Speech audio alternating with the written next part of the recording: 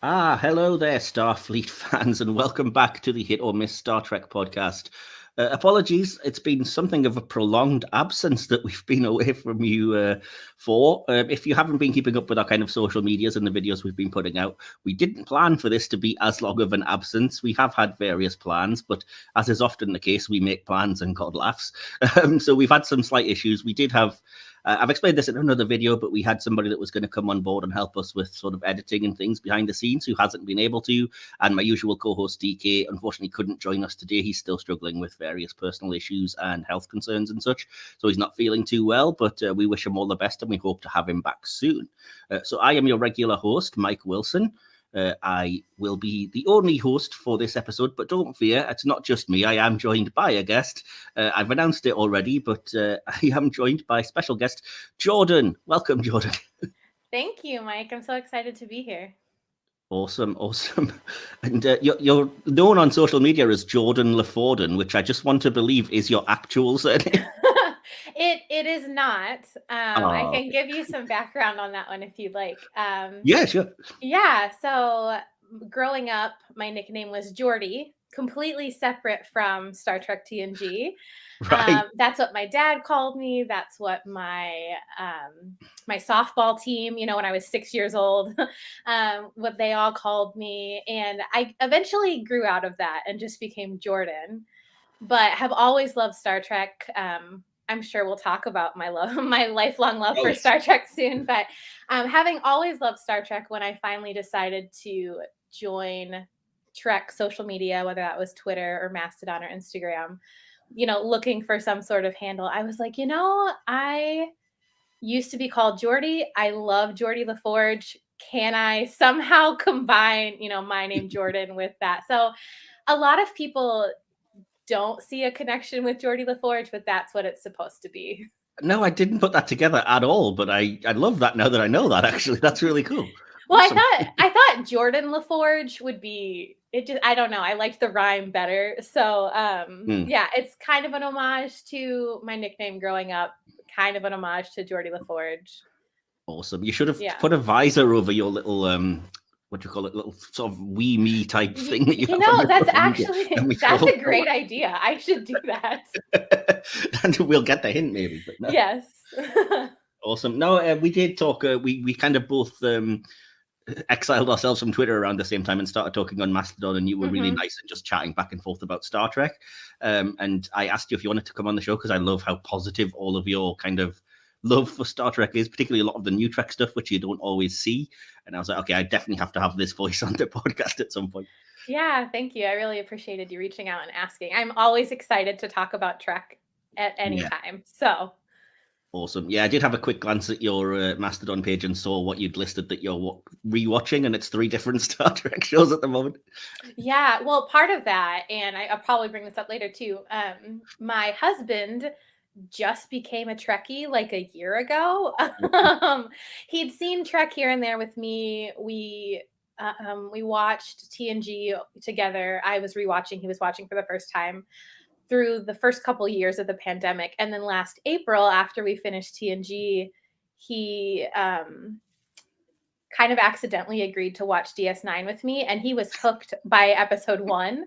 So we blazed through DS9, and now he's like, well, we have to watch Voyager. And so the Trek that I was already rewatching for myself, I was like, I don't want to stop that. So I've added, whenever we're home together, we watch whatever he's watching for the first time. And I'm rewatching. And then when he's at work in the evening or the weekend, sometimes I will watch. That's when I'll watch Enterprise or Discovery or Picard. So, yeah. Awesome. That's cool. I always like to hear that somebody has been assimilated into the... It kind of feels like that. And it really was. It wasn't even the first episode of Deep Space Nine. It was, I think, episode 13 of season 1. It's the one where Kaiopaka dies. Well, she dies and then is on that planet and comes back alive and has to stay on the planet with that guy from Breaking Bad. And it was, I mean, that's not a, notable a notable episode of Deep Space Nine, but he saw it and was like, all right, I'm in, where I'm going to rewatch the whole thing. And he went back and rewatched the first 12 episodes. And we just flew through Deep Space Nine. And he's still, I mean, he's a Trekkie now through and through. So yes, awesome yeah. victory. I finally, after 10 years, I finally got him.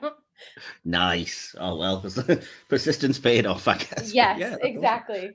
Sweet, that's really good. But yeah, I should have said up top, by the way, this episode we will be doing all the usual stuff. I will be sort of asking Jordan a little bit about her history with Star Trek, and then we'll do a little hit or miss section. But then we will be reviewing the Star Trek Picard episode, Assimilation, which is, I believe, episode 3 of season 2 of Picard. Partly because it was an episode we were going to do during our time travel series, which finished toward the end of last year. So it's kind of a holdover from that. And partly, which became unfortunate, that it's kind of a tribute to the late Annie Wershing, who we were always going to record the episode, but it felt like I should probably dedicate it to her because she's quite great in it and quite an important part. So again, if you haven't watched my sort of tribute video, I'll link it below. Do go watch it. And RIP to Annie. She was great in this season. Yeah.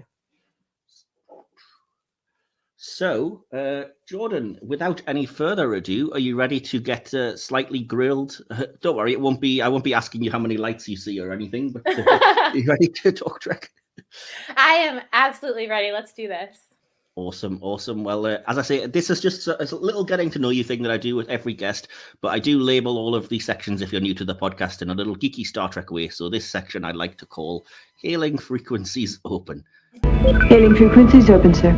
So, Jordan, thanks again for agreeing to come on the podcast. The first question you've kind of answered for your husband already, but not for yourself. And it was basically, do you remember what it was that got you into Star Trek? What your kind of first experience was, or the first episode or movie that grabbed you and made you think, oh, I definitely want to watch this and then make it our lives as we do as Trek? Yeah, right. Absolutely. Yeah. Yeah. So I have...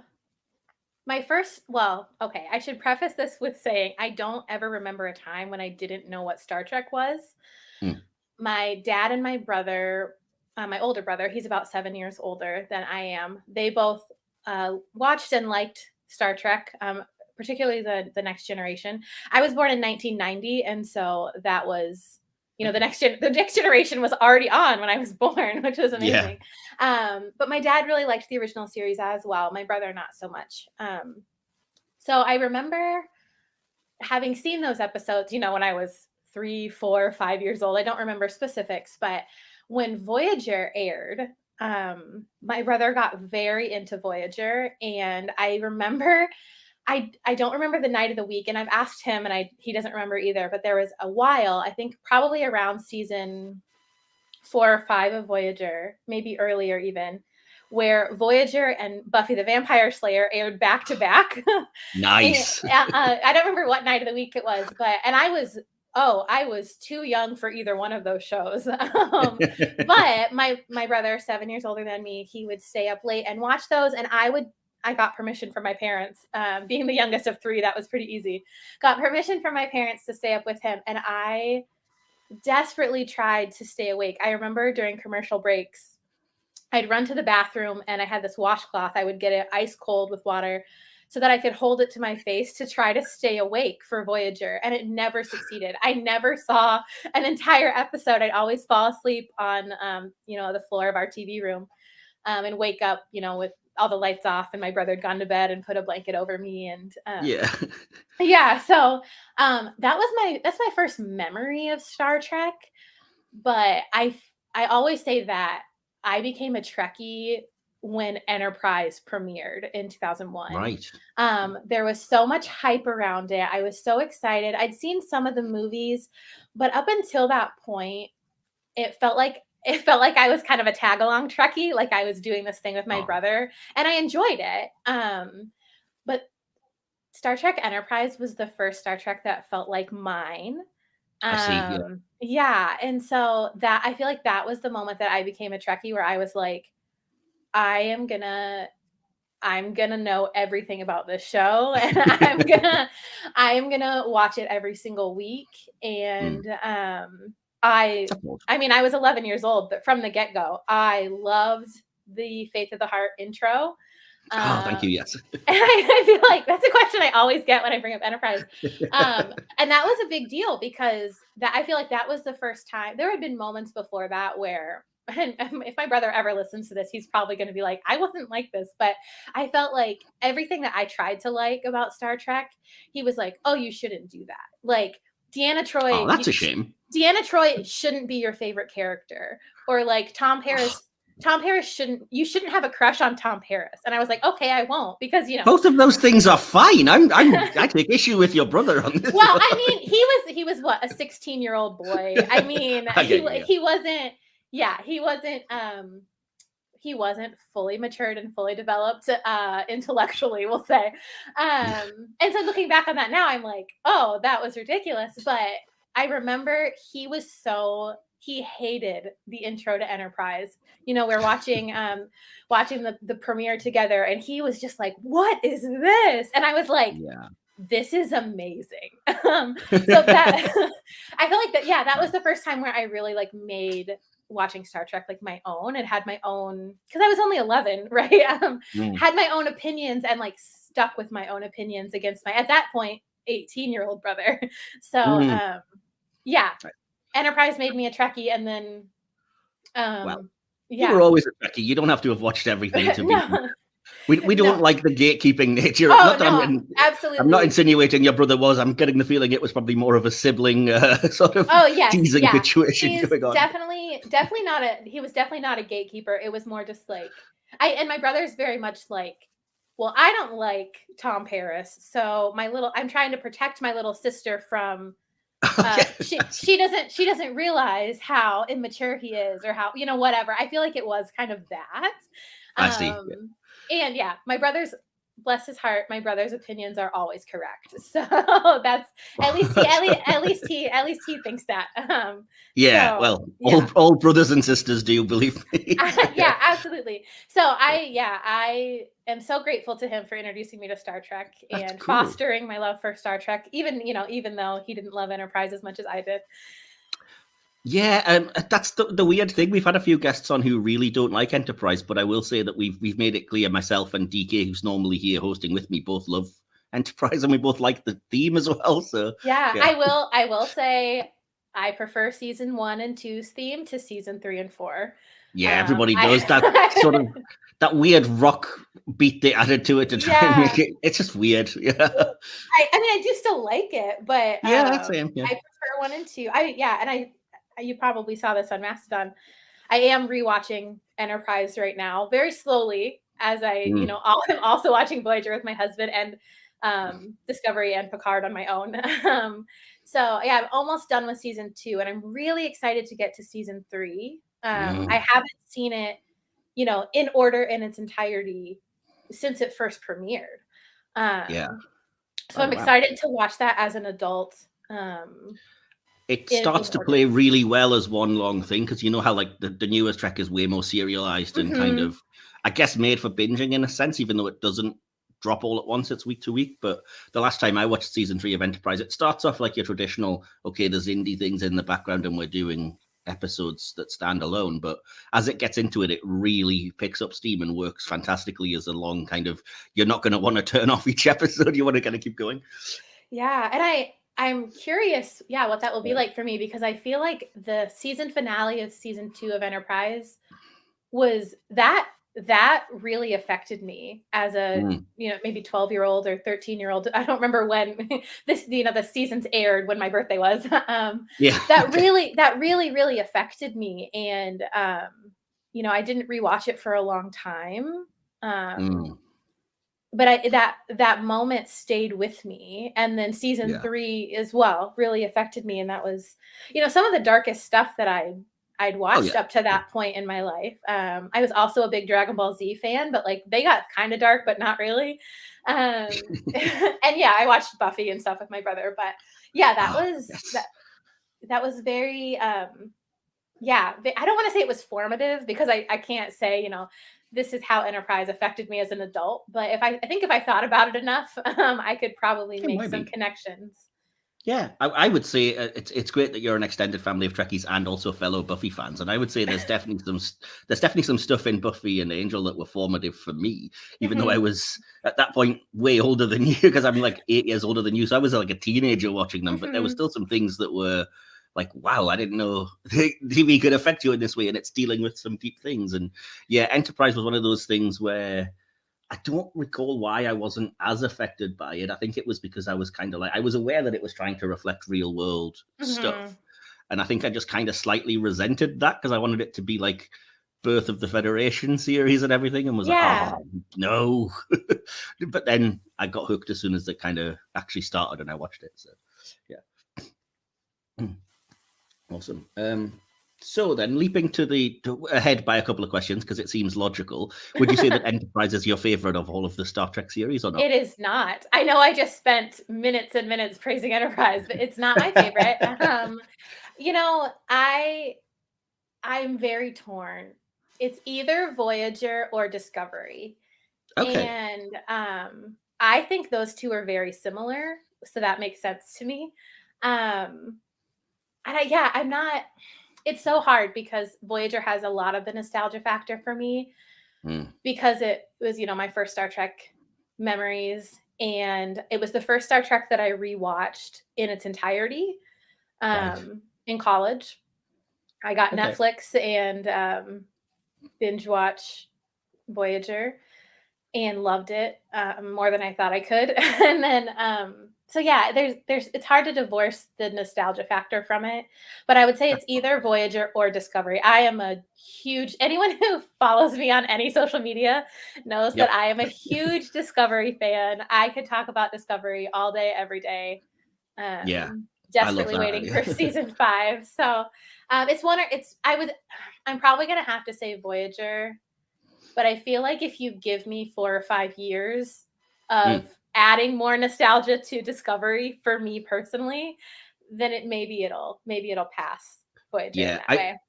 I already find that I'm forgiving a lot of things that I really didn't like about the first season of Discovery now that we're sort of divorced from it and further away, because I really didn't like it at all at the time, and now I'm kind of like, there's lots of things in there that I can appreciate now. So yeah, I mean, not to pun intended, but there's lots of hits and misses in Discovery season 1. For sure. Which is true for every Star Trek. So completely. And the early seasons of most of them are where it's kind of ropey and finding its feet. But I was hooked on Discovery season 2, so that was the one that got me to absolutely love the show. It's one of my top sort of 5, I think, seasons of the franchise. Season 2 of Discovery, I just love it. With good reason. It's a phenomenal season. Yeah, definitely. Awesome. So then, this is a big question, which I haven't prepped you for in advance, so apologies. But if you had to pick 3 episodes or movies to show someone that you think represents the best of sort of the Trek franchise to maybe try and get them hooked in, what would you pick? So this is someone who's never seen any Star Trek? Yeah, I mean, it's kind of an open-ended question, but yeah, that's kind of how it's, however you interpret it. But if that's how you want to sort of, how would you hook somebody into Trek? Because it's kind of unlikely that anybody would have seen nothing at all. Like most people on the street would know Beam Me Up, Scotty, and Mr. Spock. Yeah, and stuff, yep. Oh goodness, that's a great question. And I've seen people, back when I was on Trek Twitter, I've seen people ask a similar question, and my thoughts are always all over the place about this, but I'm going to say and I'm maybe sorry if you get a lot of hate mail for this answer. I'm going to say the J.J. Abrams film, the first one. Okay, cool. Yeah. I think that would be, for someone who hasn't been watching Star Trek, diving into something like TNG or the original series or most of the series, actually, I think would be it's a big learning curve.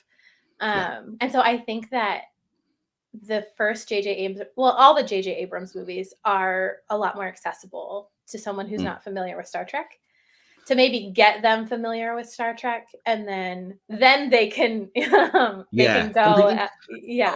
You're not the only one that said that. It makes sense as a starting point for sure, because it kind of is. Good. It's a restart, and I was never sure if it would perhaps be a little bit intimidating that it has the history of, I guess, the Prime timeline and all that and features. But as I just said, everybody knows who Spock is. So that's the one character that you can basically be like, they'll know. Yeah, definitely. So that would be my first answer. Oh, goodness. I'm gonna go with the Vulcan hello. From Discovery's premiere, Yes. Because again, I think it does introduce the world well. And I think it's a lot of modern viewers aren't going to sit through a lot of the other premieres well. So if I had to choose a premiere, though, okay. Ooh, now I kind of want to walk that back. Okay, right. As far as premieres go, I would either say Broken Bow or Vulcan Hello. I'd like to just chime in and say Emissary works incredibly better than I thought it would after we rewatched it as well. Yeah, that one's so hard though, because you have the whole like Battle at Wolf 359 situation, which they explain in a very like Star Warsy, like here's the text on the screen. Okay, I'm gonna change my answer from the Vulcan Hello to Broken Bow, which I can't believe I'm doing, but I'm doing it. That's fine. Okay. And you said 3, right? I have to choose 3. Yes. I mean, you don't have to, but yes, please. Mike, as a rule follower, I have to choose 3. Okay. I should have specified, by the way, if you want to call like a 2-part of one thing, that's fine. Oh, that's helpful. Okay. And then I kind of just want to throw in like a wild card. So maybe I feel like I need TNG in there. Like, I feel like that would be something that would be smart. I just don't know what episode. See, I always leap to the first one that I remember watching and connecting with, which is Disaster, because I think that works on its own without any baggage, and yet it introduces the characters really well. Yeah, because I thought about Cause and Effect. Yeah, that's good. Because I mean, but most of the episodes can stand alone, or maybe Measure of a Man. I was just going to say Measure of a Man, Offspring, all those things. Depending on the person, if they like heavy. Right. It depends on the person. If I want them to like, if I know that, if they cry at an episode, they're going to be hooked, then yeah, Offspring for sure. Yeah. So I might go with Cause and Effect, just because I think that really captures like the essence of Star Trek. And that's going to get all the sci-fi fans or those with an interest in that kind of thing hooked for sure. Right. And I mean, Beverly is such a wonderful character as well. So are you thinking of a different episode? Oh, am I thinking of a different episode? Are you thinking of Remember Me? What is the episode? Well, okay, no, I'm thinking of Cause and Effect, because that's where they like remember playing poker, right? Yes, and they implant the number 3 in the suggestion of data. Okay. I do think Beverly is a great character in that episode in particular. And it's been so long since I saw it, I can't remember. I really apologize. I can't remember her playing a huge part in that. No, I mean, I don't think it's a huge part, but I think that she's kind of one of the first ones to realize that they're doomed. Maybe I'm misremembering, but I think she's one of the first ones to remember or to realize that they're in a loop. I think. Now, okay, this just means we have to go rewatch it, right? Yeah. If we can't remember it. It was almost on the list to do as part of the time travel series. I don't know why we didn't get to it, but yeah. Yeah, so I'm going to stick with Cause and Effect, even if I'm misremembering some details of it. But what is the episode? This is completely separate. What is the episode where she says, if nothing's wrong with me, something must be wrong with the universe? What's that? I'm pretty sure that's Remember Me is the title of it, but that's the one I'm thinking of. Where I combine those two for sure in my brain. But I'm going to stick with Cause and Effect as a great introduction. Plus, if they happen to be a sort of classic comedy fan, Frasier turns up at the end of Cause and Effect. I forget that. Oh my gosh, that's hilarious. That will never not amuse me. Yeah. So random. Yeah. Well, I'll just skip to the final question then, because I don't want to take us too long. And the last one is, because, as I said, this is kind of a holdover from the time travel series, do you have any particular time travel stories, maybe one or a couple, that stand out as the best for you? Oh, goodness.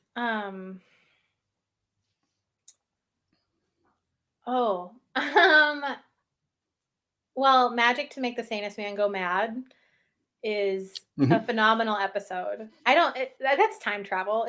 Yeah, time it's travel. It's a loop, but I would accept it. I mean, we've reviewed a lot of the episodes you've mentioned, by the way, because we have reviews up. And again, do go and check out the channel. We have reviews for Emissary, for Broken Bow, for Magic to Make the Sanest Man Go Mad. Yeah, I mean, so, sounds like you're reviewing all my favorites. Yeah, I think I really like what is the name of the episode? It's in season 1 of Voyager, where it's the Candy Corn Janeway, where she and Tom Paris. I know, yeah, time and again. Time and again. All of these episode titles, just especially the time travel ones, just combine for me. No, there's well over like 800 or 900 episodes. It's just my autistic brain has them all locked in a little library. So yeah. So I actually really, really like that episode. Yeah, that's an unusual one, but it's not a bad episode, actually. It never really comes up. I like that one. See, I don't normally like time travel episodes. I think that they are. You mentioned Future's End, which is a kind of a bone of contention because my co-host doesn't like that episode and I love it. So. Yeah. I'm trying to think of what else. So I typically like, and I mean, if you're gonna count Magic to Make the Sanest Man Go Mad, then I can count my other. I really like the loop episodes, so I like that one. I like Cause and Effect. I like this Parallels it's a loop episode, right? Well, Worf is kind of moving between. I would normally have said it was kind of a weird parallel universe episode, but then it's referenced in Terra Firma by the Guardian of Forever, like reading the newspaper about it. So I think Trek generally considers it time travel, so that's fine, I guess. Yeah, okay, perfect. So that's one of my favorites. Awesome. Well, so thanks for agreeing to do that and being so open with all your Trek sort of opinions and everything. That's great. And if you are a new listener, which you may be, the next section that we're going to go to is a section that I like to call, if I can find it, here we go, the hit or miss section. What about my performance? I'm not a drama critic. The way that it works is basically it's what gives the podcast its name, and I essentially just shout out random things from anywhere in the Star Trek universe, which my guest is not informed about in advance. But I have a leg up this particular episode because I have been aware of what you've been rewatching, so I know what's fresh in your mind, Jordan. Yes. So I'll pop something up on the screen and I'll shout it out, and then we'll get your opinion whether you think it's a hit or a miss, a little bit as to why, and I'll chime in with my opinion, and we'll kind of take it from there if that's okay with you. Yeah, sounds great. Awesome. So the first thing on the hit or miss section for today then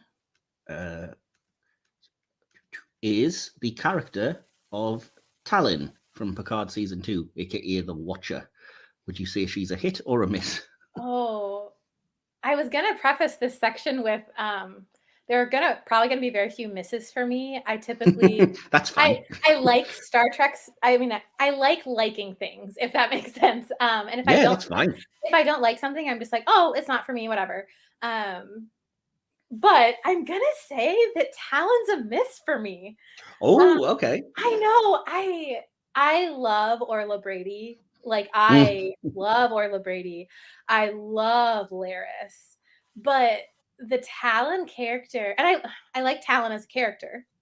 Though I have questions of I just have a lot of questions about her. Okay. But I felt like Talon, it felt like a way to I don't want to be mean. I don't like being. That's okay. That's fine. We don't judge here, and we know you're absolutely a lover of all things. So yes. Okay. I know, but I feel mean when I say something bad about it. Okay, so I'm gonna say Talon felt like a cheap way to get a Laris-like character in the past without bringing Laris to the past. Yeah. And I'm not a huge fan of the Laris how they used Laris in season 2 to be essentially like character development fodder for Picard. She just so that's you fair. That's you definitely picked you picked one of the few misses for me, but she's a miss for me. That's fair enough. The weird thing is, you see, I would say she's a hit, but I have all of the same issues that you've just mentioned. Yeah. I don't like that they kind of like. I don't see why the character had to be played by Ola Brady, other than the fact that, as you said, it's cheap character development of like, oh, we need to keep Talon in Picard's mind. Laris in Picard's mind, so we'll have her played by the same actress. And yeah, didn't appreciate that, but I did. I loved, despite not liking the episode, the callback to Assignment Earth and the fact that she's one of the same sort of people as Gary Seven and checking the timeline. I kind of loved all of that sort of stuff. I just wish, like, I don't see why it couldn't have been a new character and a new actor, you know? Right. Yeah. Would you say the same thing? You maybe appreciated some of the aspects of the character, but not like the actress that they chose to play her. Yeah. Though I would say I love Orla Brady. So I love the actress, but I didn't love what they did with the actress. Is maybe where I land. Yeah. So maybe if she didn't already play Laris, it would have been a preferable position there as well. Yeah. Yep. Okay. Awesome. That's fair enough. No, I think we'd probably say then you say it's a slight miss and I'll say it's a slight hit. Yes. There we go. Yes. Because Laris, not Laris. See, I'm probably gonna do that. I do the same thing. Talon, I love Talon's care for Renee Picard. I think that that's absolutely beautiful and beautifully done, beautifully written, beautifully acted. So it is still a slight miss, but there's so much about the character that I do love. Yeah, that's fair enough. So yeah, that's one. Well, we kind of come down in the middle on that. I think it works out as kind of an average because it's a soft miss and a soft hit. Yeah. Yep. Let me find the second thing on the list. Apologies to all of the people who have come forward as non-ship fans, but I always like to put a ship or two in these hit or miss sections. And this one, I'll say the reason why when I get into discussing my thoughts on it, but it is basically the Enterprise NX-01 refit. Oh. It's a hit or a miss for you. That's so funny because I am typically not a ship person. I mean, Intrepid class forever. Love Voyager. And I do love the Discovery, but those are probably because I love the shows. But there's something about the NX-01 that I adore. It is so, I just love the aesthetic. But the refit, I'm gonna say it's a hit, just because I love the NX-01, and it's not that well. I feel like ship people might correct me, but it's not that different than the NX-01, right? No, I mean they've just basically added a drive section to make it more, and I think themselves to bring it more in line with the sort of original Enterprise from TOS. Right, and I prefer the NX-01, by itself, but I do love. I do, and I shouldn't say little because it's not a little change, but I love when you get to see things get closer to other treks, if that makes sense. No, I do. I completely get you. Yeah. So even, for example, like the Enterprise in Discovery season 2, the Enterprise crew's uniforms are closer to what we know in the original series than the Discovery's, season 1 and 2 uniforms. And so even like little details like that, where it's like, oh, we're moving closer to what we already know. I'm going to say that the refit is a slight hit for me for that reason, though I prefer the original NX-01. Yeah, that's fair enough. I think, I would say the original NX-01, I think we, again, myself and DK both love that design, and I would say it is better. But like you, I'm also a sucker for what some people would call fan service and stuff. So yeah, I'm the same. As like, as soon as I saw the design, I was like, it's closer to the end. I appreciate it, but again, my brain doesn't like things not being canon, so I was kind of always of a mind of I like it, but I can't appreciate that it exists because for me it's just kind of a fan thing, even though it was like Doug Drexler or whatever that made it. But the reason I brought it up is because I didn't realize until relatively recently that it is made canon by Picard season 2. I'm going to share an image, which hopefully it's probably going to be a bit small, but hopefully you can see on screen here. The young Picard is seen playing with a model here, the Eagle Moss model, no less, of the Enterprise NX-01 refit. Wow, So, I'd never noticed that. yeah, it's so easy to miss because it's the smallest detail, but I was like, all right, it's canon. That's fine now then. I've got to accept it.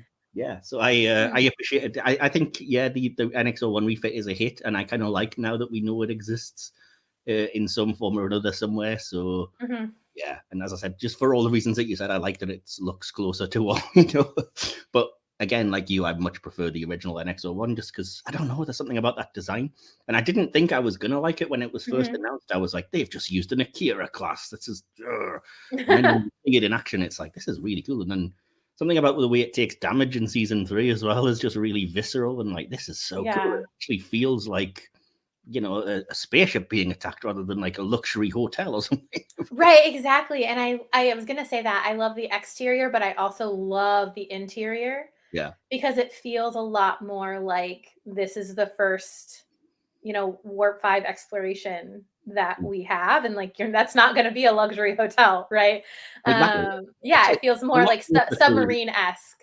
Exactly. It's not closer to like the NASA stuff that we have now, so we can believe it. It's not a huge leap to like, we've gone from space shuttles to, like you said, like all these things that space travel is easy. And yeah, because I mean, as much as I love the Enterprise D, it does. I'm like, great. There's families on the ship, as there should be, but like, there's like this kindergarten classroom and like this other, you know, all of these things that are like there should be on a ship for these extended voyages, but like that's not realistic at first. Yeah. I love the Enterprise D bridge so much, but it is the most 1980s thing ever because it is. It's a hotel lobby with a therapist in a key seat. Come on. But yeah, fair enough. That was off track, but we both said the NX-01 refit was a hit, so that's good. The third thing I have for today is an episode, which I'm assuming you've either about to come to or you may have watched during your rewatch. It is the Voyager episode, The Q and the Grey. Would you say that's a hit or a miss? Mike, we watched that last night. Whoa! So this is perfect timing. I swear I did not know that. I just said that you were watching Voyager season 3. And so funny. Okay, I have really mixed emotions about this episode. I don't really like Q that much. I mean, I love John Delancey. But Q is just not my favorite character. I struggle with the like, I'm omnipotent, but then like also kind of incompetent at times. So that's a struggle for me. I would rather have omnipotent characters like in the TNG episode, The Survivors. But you can't, I mean, they can't be recurring characters because then like, yeah, for a lot of reasons. Okay, so I don't really love Q, love John Delancey. I think John Delancey's performance in this episode is hysterical. He does such a good job. I love Susie Plaxton. I love her. Kalar is one of my favorite characters in all of Trek. And anytime that Susie Plaxton comes back, I'm just like head over heels. And she just knocks it out of the park in The Q and the Grey. Is it a hit or a miss for me though? I think it's a slight hit. Which maybe if I hadn't watched it last night, it would have been a miss for me. Oh, okay. Yeah, but I enjoyed it last night. There's a lot of things I don't like about it. But it's entertaining. And yeah, I feel like all of the cast and the guest stars do a great job. It's problematic at times.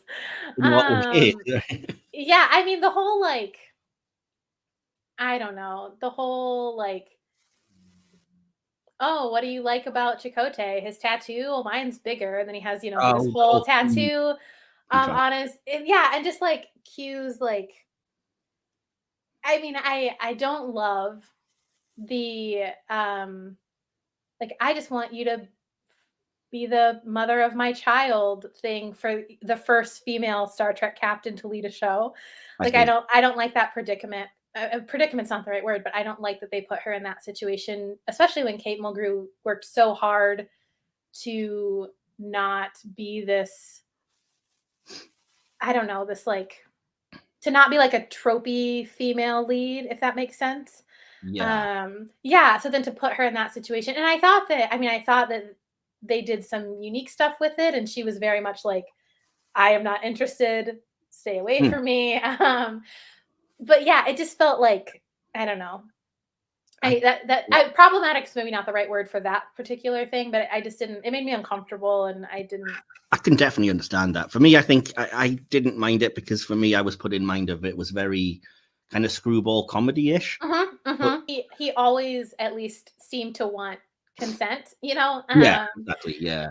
But, and it still made me uncomfortable because he was not taking no for an answer. Yeah. I think the thing that saves that is that it's a nice way to get Susie Plaxon involved, which thankfully happens relatively quickly. Yes. As the female Q, and I really hope this isn't offensive to anyone. My favorite line in the whole thing is, "What are you doing with that dog?" I'm not talking about the puppy. From the female Q. Yeah, her delivery of that line is perfection. Absolutely, yeah. And I did kind of appreciate for me, you see, the episode is also a slight hit, I should have said, but I appreciated the idea of following on from the events of Death Wish, which I suppose you kind of have to have seen. I like the idea that there's kind of a Q civil war, and obviously, that's portrayed for our limited understanding as the American Civil War and whatever. I can take or leave that metaphor, but I like the idea that it develops the Q continuum in that way. I do still think, like you, that it's a bit of a leap to, well, have a kid. That'll solve it. It's like,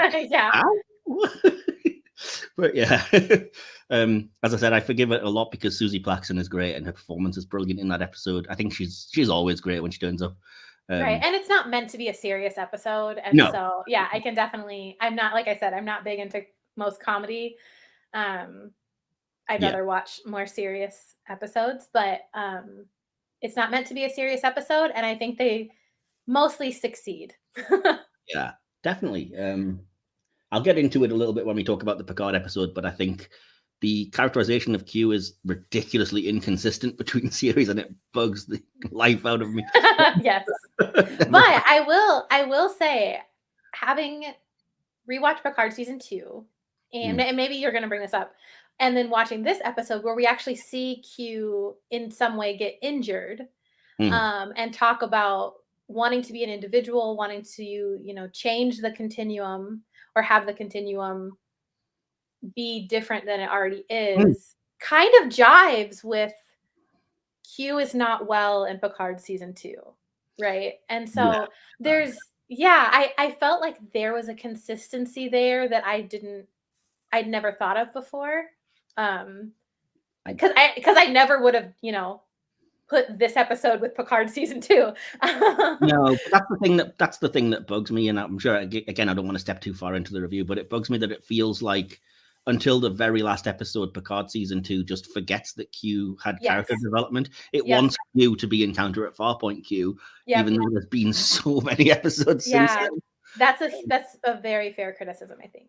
Yeah. Anyway, that's a full later anyway. So let me see. The next thing on my list, which again you probably have seen relatively recently, it's a bit of an unusual one. It's also Voyager, and it's a character this time, is the character of Dr. Louis Zimmerman. Would you say he's a hit or a miss? Oh, I feel you're giving me such good ones. When I was thinking about this, recording this podcast with you, I was like, am I just going to say everything's a hit because I tend to like most things? But I don't know. Louis Zimmerman.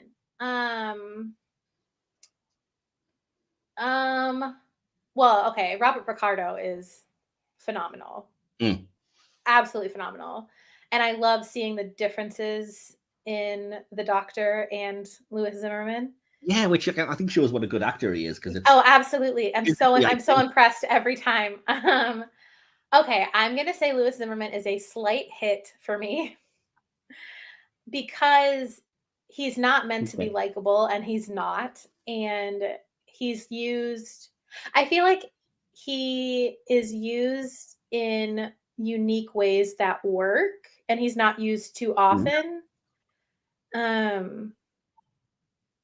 which I appreciate. Okay. I think if he was on screen much more than he is, he might be a miss for me. Yeah. It's surprising how many episodes he's in, because to the best of my recollection, he's in 3 across both Voyager and DS9. But one of them is technically a hologram, which is the reason I brought it up, because I know you will have watched The Swarm recently in season 3 of Voyager. Yes. So, Yep. yeah. But also there is Voyager's Lifeline later in season 7, and probably my favorite appearance that he makes, which is the DS9 episode Dr. Bashir, I presume. So yeah. Yeah, so I would say he's a slight. I mean, he's a hit. I don't want him to be in any more episodes than he's in, but like I said, you're not meant to like him, and they're successful at that, I think. I think, if I may be so bold, I think part of your issue may be that I think he's kind of a comedy character in a way. You don't really like the comedy. Maybe I should have warned you. I don't like laughing. I'm just kidding. I do. I do love laughing. Here's the thing. I think my issue with comedy, and this is all I'll say about it, is I don't like when someone is trying to make me laugh. Right. Yeah, and so I feel like that's my issue with comedy episodes, where I'm like, oh, they want me to laugh, and now I don't want to laugh. Yeah, and sometimes it does. Sometimes it does go wrong, because, as I say, I love my favorite of his appearances is that DS9 episode, but also at the same time, there's some incredibly on the nose sexism in that I don't love. Yep. With the whole sort of him and Lita relationship, but everything where he's basically the crotchety sort of guy who's trying to get Bashir to model for this new hologram kind of thing is great for me, because it works as that kind of and it plays off Alexander Siddig so well, because he's so, as an actor and as a character, he's so kind of optimistic and shiny and happy. And then you've got this grumpy guy that's like, shut up and just let me get on with this. Yeah, exactly. And even to the point where it's like, oh, I'd consider it a personal favor if you keep my parents out of it. Cut straight to the next scene, and it's contact subject's parents immediately. Yeah, for sure. Yeah, awesome. Yeah, I think slight hit as well, but as I say, I could have accepted more of the character, because I liked when they kind of played it for that little bit of humor. And I like that the Doctor kind of has a parental figure in his life. That makes a lot of sense, and I do really like that as well. Yeah, awesome. We've both said hit to that then, so that's fair enough. So in the interest of brevity, I'm going to do one more for today, if that's okay with you. Yeah. I've got a few things on my list here, but I'll skip to one from Discovery, because we haven't done that yet, and I'm really interested in your opinion. Okay. So, hit or miss for Species 10C? Oh, huge hit. Oh my gosh. Okay.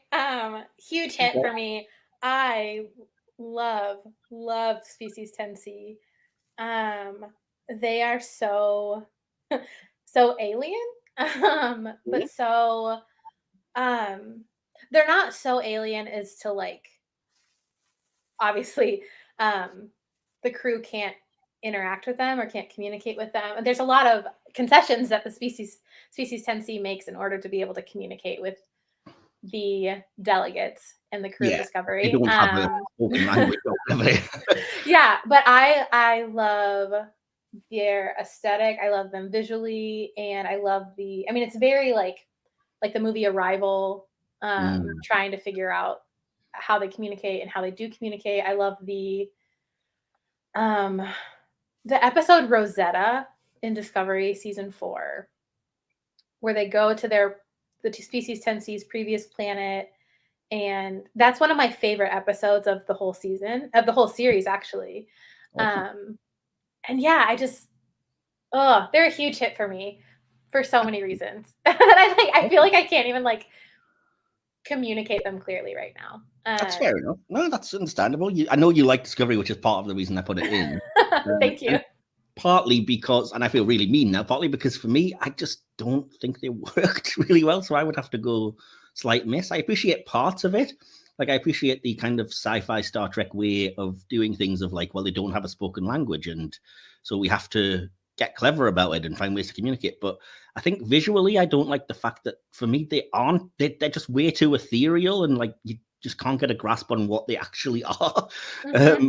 So it's not as tangible for me. And again, I think my head just can't get around it, and my brain wants to be like, either just make them non-corporeal or have them be this cool giant thing that we can actually see, but don't do this weird half and half situation. Yeah.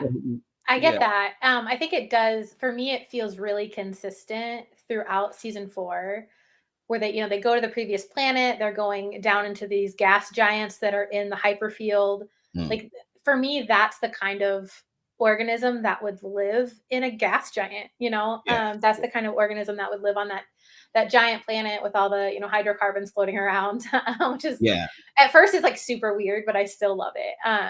So I think for me, I totally get what you're saying, but I think that for me, they're just weird enough to make it believable, to make the struggles with first contact believable, but also the success with first contact be believable. Yeah, definitely.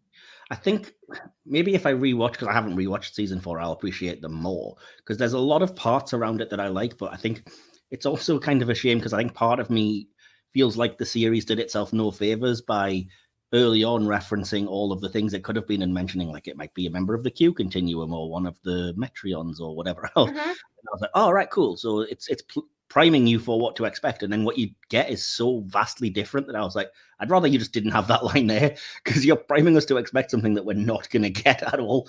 Yeah, that makes a lot of sense. Yeah, but I do appreciate that they were extra galactic. I liked that sort of touch of things as well.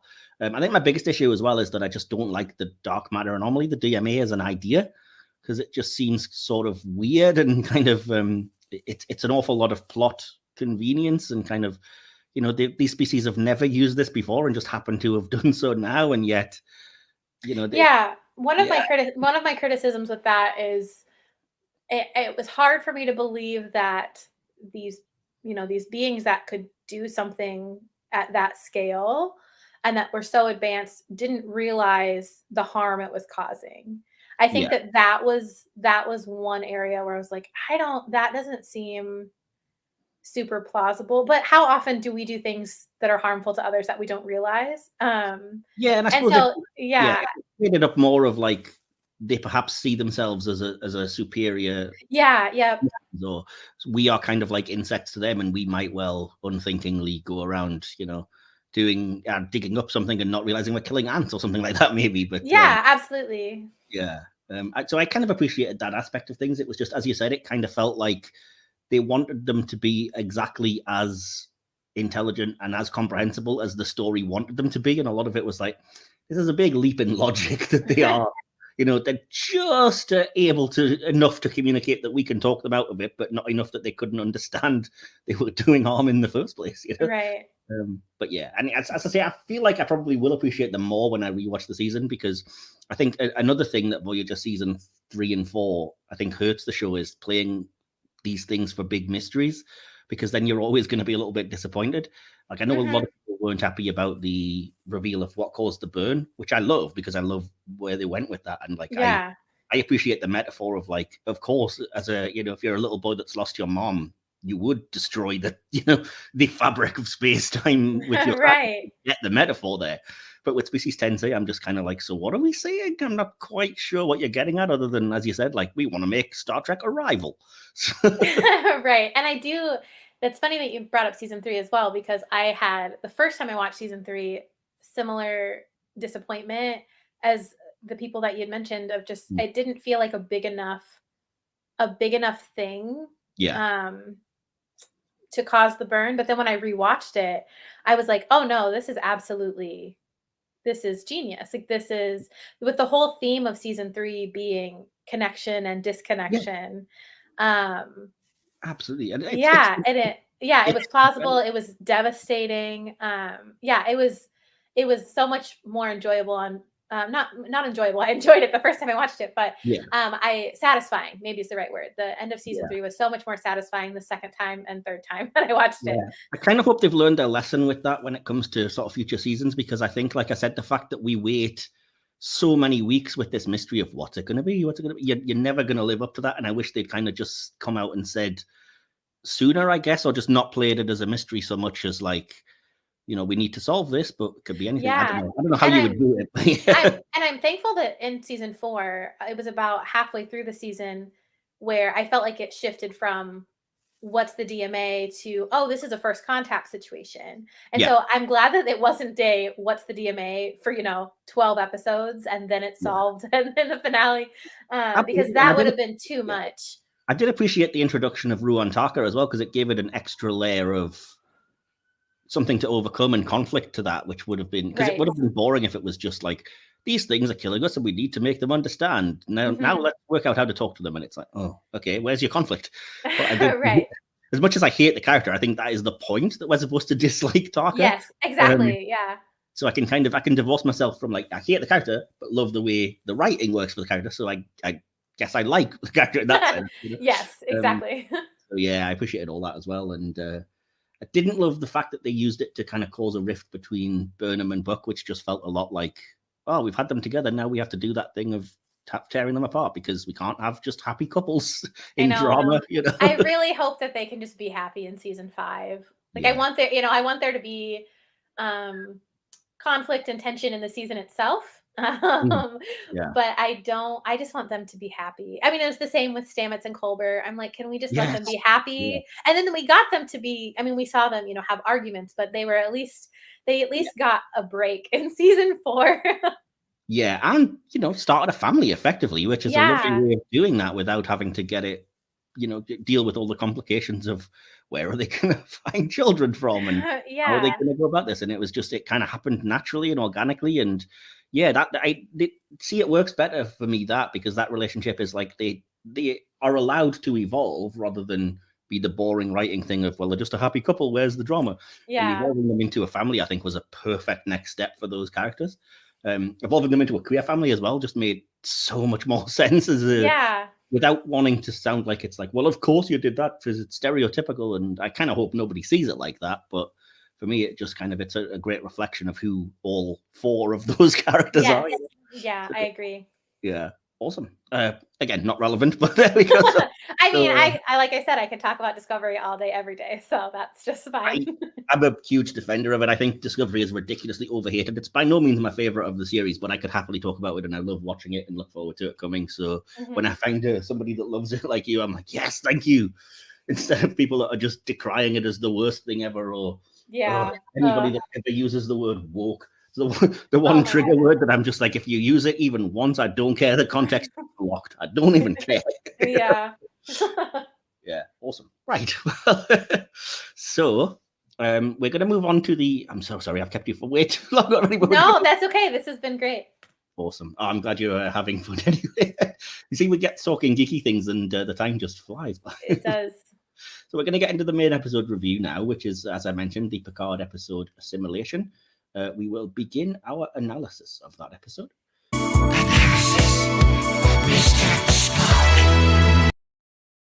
I was aware, sort of in the past when I've been doing these reviews, I haven't really given a synopsis of what the episode's about.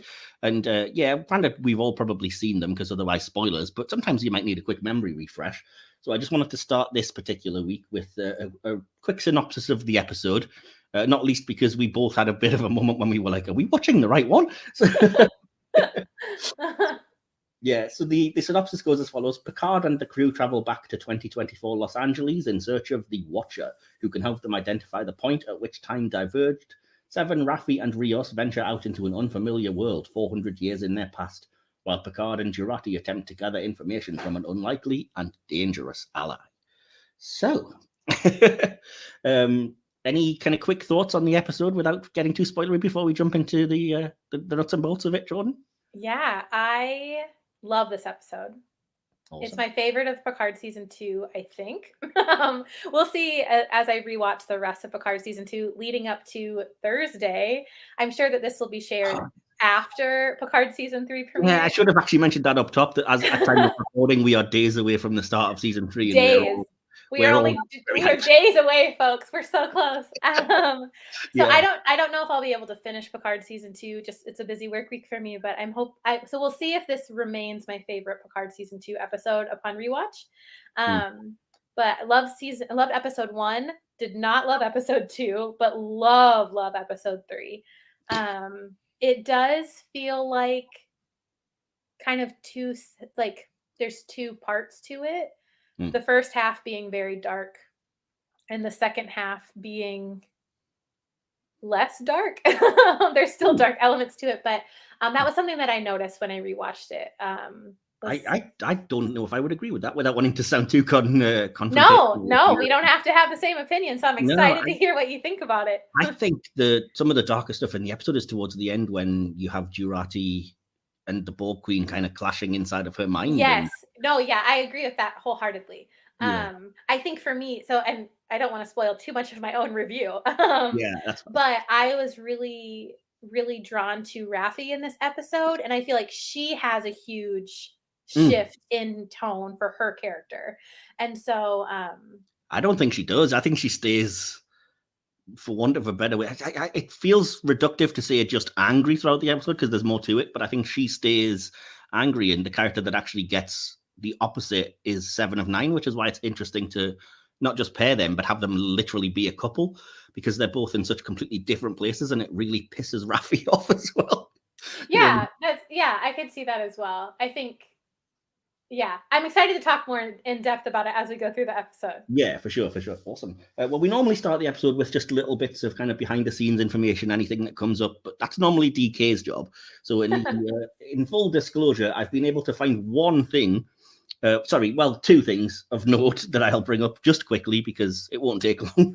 The first of which is that if you don't know, this episode was directed by, very appropriately, Leah Thompson, who is a genre veteran with experience when it comes to all things time travel.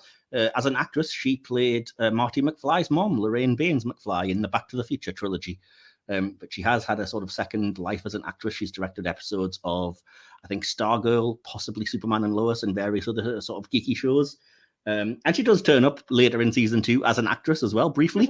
So that's kind of nice. But from a directing standpoint, it's interesting to see what she kind of brings to this. And I did notice a lot of kind of, not things that stand out, because a director of sort of episodic television, that's not what you're going for, but things that I appreciated from a directing standpoint because I know and like the director, which doesn't always happen. Awesome. And the second just random bit of information is the Confederation Magistrate, who we see in this episode, who was introduced in the previous episode, is played by the actor John Briones, who in real life is the father of Issa Briones, who plays Darj, Soji, and Corey in this series. So the way that we do the reviews here is I just break it down into sections so that it doesn't become like a boring recap thing. Sections being like acting, first of all, then writing, plot, things like that, then the direction, then sort of visual effects and things like along of that nature, then sound and music. And then at the end, as I've mentioned to you in an email, thankfully, we talk about our favorite character, moment, and line, and then give a conclusion and a score out of 5. So if you're happy to jump in just with our notes back and forth, we can talk about any point of the episode. That's the kind of good part about this. We don't have to sort of think, we'll get there at the end. So the first thing I wanted to talk about is the acting. So did you have anything you wanted to sort of start us off with regards to the acting in the episode? I feel like most of them knocked it out of the park. I mean, Annie Wersching, of course, was a huge standout for me as the Borg Queen. She is so chilling and compelling. Like, you don't want to look away, even though you know she's the Borg Queen, and you probably should look away for your own safety. I think that's perfect for the Borg Queen. It's so perfect. From inception, she's supposed to be terrifying but seductive. And I think Annie Wersching captures that so perfectly, where you're just kind of like, I'm crapping myself, but at the same time, I'm like, there is something tempting about Yeah, exactly. So she pulls that off beautifully. Very masterfully. I mentioned earlier, I found Raffi very compelling in this episode, and I think Michelle Hurd, she acts her butt off. Like, she just like I was gonna say that. I mean, every scene with Elnor, it just is heartbreaking. She just is completely into it. And I remember watching, I think it was the Ready Room interview with her about that scene. And she just talked about how utterly exhausting it was, like she was just completely spent, and you can see it on screen. She just completely went for it. And I am just completely blown away. Alison Pill too. Those are the 3 I wrote down. Annie Wersching, Michelle Hurd, Alison Pill. Alison Pill just does a great job in this whole this whole season, I think. Oh yeah. So yeah, I was just really drawn to her as well. Awesome. Yeah, well, I'll deal with that. I'll sort of springboard off that and say the same thing. Then, with regards to the people you've mentioned, first of all, obviously R.I.P. Annie Wershing. But yeah, she's incredible in this episode. The way that she pulls off creepy but compelling, as you said, is just so good. To the point that I was watching it now with this sort of sad sort of retrospective, like, oh, it's just such a great loss. And I've mentioned before, I've watched her in other things and thought she's a great genre actress. But watching this performance, I really am just kind of like, it's so good. And when you think this is the third actress to play this role, and she's totally making it her own, but not inconsistent in any way, it's just incredible to watch. It's so good. I can't say enough good things. So let's see. As you said already, the Raffi and Elnor scenes, I think Michelle Hurd, this is probably her best episode. I feel like season 1 did her a disservice by the writing, making her like, bitter. So I've got to be drug addled and I've got to be this kind of, all these kind of stereotypes that I don't think Star Trek really does all that well or shouldn't. And in this episode, when they actually give her something human to play off and have it be just about that emotional connection and that sense of loss, she is so good. And it's a little moment, but despite obviously the powerful stuff is all the grief and the kind of anger and the bitterness at 7, but the key moment for me is when she literally calls out Picard and says, what I'm feeling right now, to be perfectly honest, is just disappointment in leadership. I'm like, oh, she didn't say anything too controversial, she didn't swear or anything, and yet she just stabbed his heart with a knife with that. Exactly. Yeah. Awesome. I just love, I think she's great. And as you said, Alison Pill, when she's kind of going through the emotions as the Borg Queen's, rifling through her mind, that is kind of a put it on your acting reel performance I put down, because she's playing everything and she's just switching like that. It's just like, oh, she's found anger. Tell me all about what you think. Yeah, you're pretending not to feel it. Oh, no. Oh, she's found sadness. Oh, I want to give up. And it's just kind of like, they would do this in acting schools to see how good of an actor you are. Because it's not easy to switch like that on a dime and make it fully believable. And even at the start of that scene where she's like shockingly vulnerable, and it's like, Picard, there's lots of strong feelings. Like, I want to disobey you just for spite, but I think that's because I want you to be my dad. And it's kind of like, I felt that. That was weirdly, there's some honesty in that you don't really expect. It catches you off guard. And I love the end of that scene where she's essentially outsmarted the Borg Queen to a certain extent. And just the sassy confidence as she walks away from the Borg Queen is so good. Absolutely. Yeah. The fact that she basically, it is effectively metaphorically checkmate. Right. Exactly. Awesome. But yeah, for me, I think that one of the strongest performances in the episode that you didn't mention, I think, is Jeri Ryan. Because it's, when you think about it, it is still so weird to me that she doesn't have the Borg implants on in this alternate timeline. And yet you don't notice that because she's such a good actress that it's still that character, even though visually and physically it's not. Does that make sense? It's kind of like she doesn't have any of the trappings of what you would associate with that character, but it's still... Yeah. And this is where we get the first glimpses. Well, in the previous episode, we got some glimpses of it as well, but this is where we get more glimpses of her being more comfortable without the implants. Yeah. And she does that so subtly and so well. Yeah. I have a few things to mention about Jeri's performance. Sorry about that, because I liked lots of it that I noted. So I love that the episode, and I don't know if it's a writing or if it was a direction choice, but I love that it takes just a couple of seconds of her looking in the mirror and then touching where the implant should be. Because it's the sort of scene that you can imagine it would be the easiest thing in the world to cut if you were trying to make time. Right. And yet I think it's such a good, despite being wordless, it's such a good scene and says so much for that character, as you said, because she's kind of like, I've never really been just human. So awesome.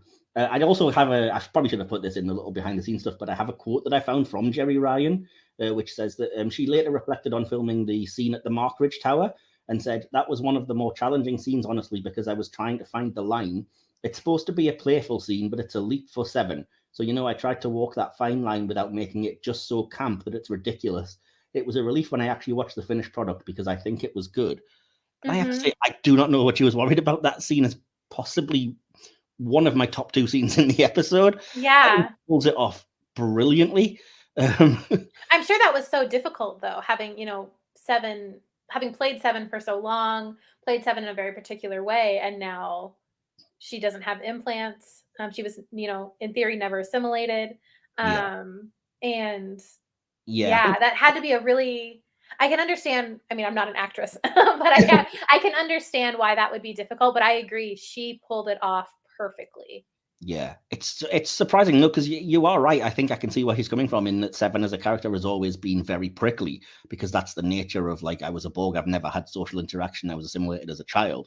And in this scene, she has to be charming and kind of almost woo the guy, not in a romantic way, but kind of just like, bond with you on a human level. And yet, as you She has said, to win him over.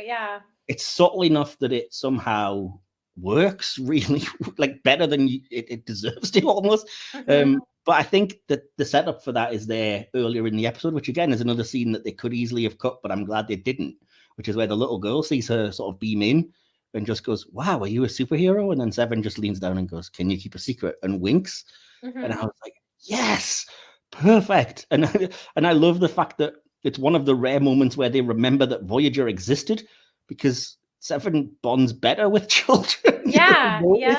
From experience. So it just made perfect logical sense that that would be where she would find her comfort in readjusting to that, would be, oh, I've done this before, I know how to relate to children.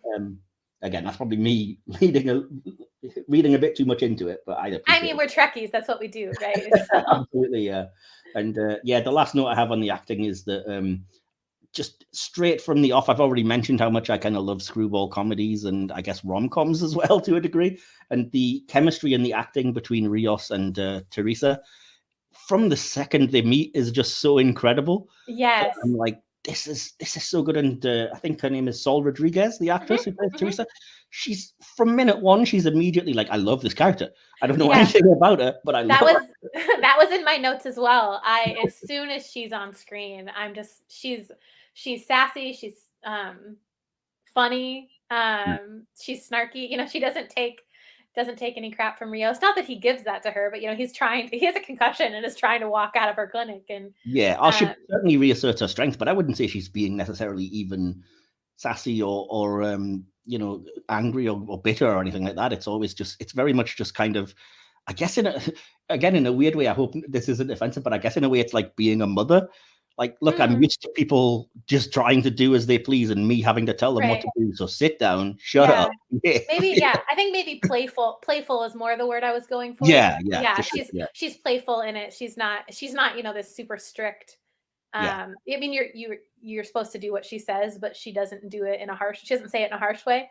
She's much more playful with him. So plus she's automatically in the right, and I think that helps as well, because again, she's the very Trek character, and we've mentioned this in other reviews. Like, she's the Edith Keeler of the Picard season 2 story, in that she is morally always in the right, and she's the one you want to she's the hope for humanity in what's otherwise very dark and like, ooh, these characters are all doing terrible things, and she's like, no, we have to fight this oppression. We've got to try and help people wherever we can, and we've got to hope that brighter days are coming. So any other notes that you have on, like, the acting and things like that in general? I mean, I'd be remiss not to mention Evan Evagora, Elnor.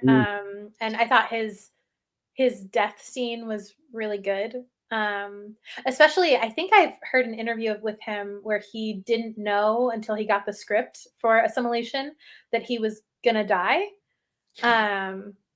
And didn't know when or if he was ever going to come back. And so I thought he did a really great job. And that scene gets me every time. I cry every time I watch it with him and Michelle Hurd.